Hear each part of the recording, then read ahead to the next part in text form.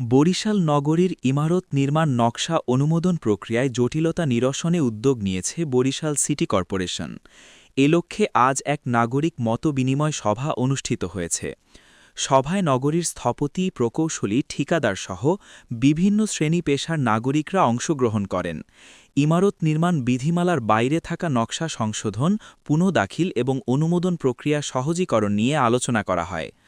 সভায় সভাপতিত্ব করেন বরিশাল সিটি কর্পোরেশনের প্রশাসক অ্যাডভোকেট বিলকিস আক্তার জাহান শিরিন। তিনি বলেন, নগর উন্নয়নের স্বার্থে সঠিক বিধিমালা অনুসরণ জরুরি, তবে নাগরিকদের ভোগান্তি কমাতে প্রক্রিয়াটি আরও সহজ ও স্বচ্ছ করা হবে।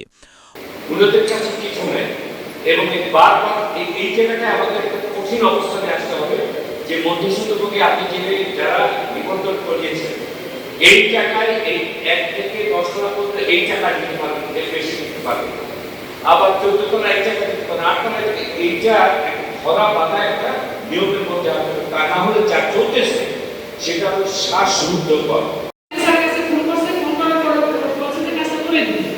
এরপর আমি তার কাছে গেছি এই দক্ষতার একটা ব্যবস্থা করে দিয়েছি,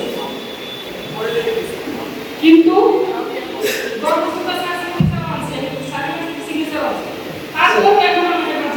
আমি আমাকে একটু হেল্প করি, সেটা একটু হেল্প করি। তার আসলে নামে একটু সমস্যা হচ্ছে। তার মানে তার এনআইডিতে যে নাম এবং জমিতে দলিলে যে নামটা আসছে সেইটা একটু আলাদা হয়েছে।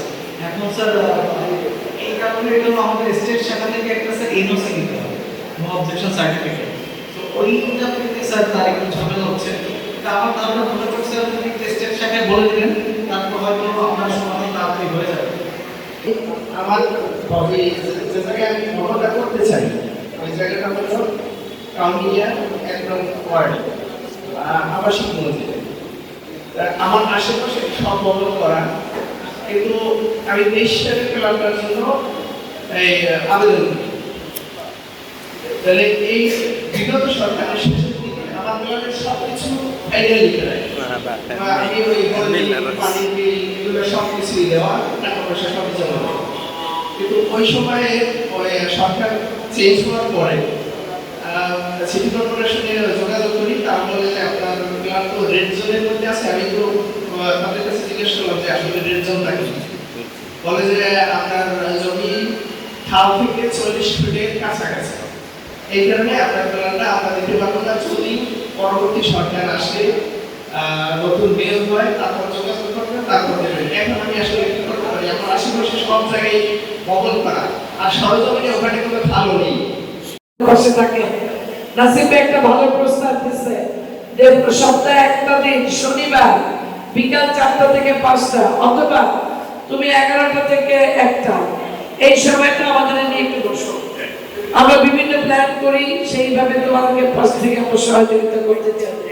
তো সেটাই বলছি যে আমরা সবাইকে নিয়ে আপনাদের যাদের আছে অনেক, আমরা দেখি যে আপনাদের খুব কালো এই শহরে বসবাস করেন, এই শহরে একটা বাড়ি করতে পারবো না, আমরা একটা ঠিকানা থাকবে না, এটা তো হতে পারে না। আমরা সবাই একটা ঠিকানা নিয়ে এই শহরে বসবাস করবো ইনশাআল্লাহ। আপনাদের সবাই, আপনারা আজকে কিছু বলবেন? অংশগ্রহণকারীরা দ্রুত অনুমোদন প্রক্রিয়া এবং স্পষ্ট নির্দেশনার উপর গুরুত্বারোপ করেন। বরিশাল সিটি কর্পোরেশন জানিয়েছে, নাগরিকদের মতামতের ভিত্তিতে শিগগিরই একটি সহজ ও যুগোপযোগী নির্দেশনা জারি করা হবে, যা পরিকল্পিত নগর উন্নয়নে গুরুত্বপূর্ণ ভূমিকা রাখবে।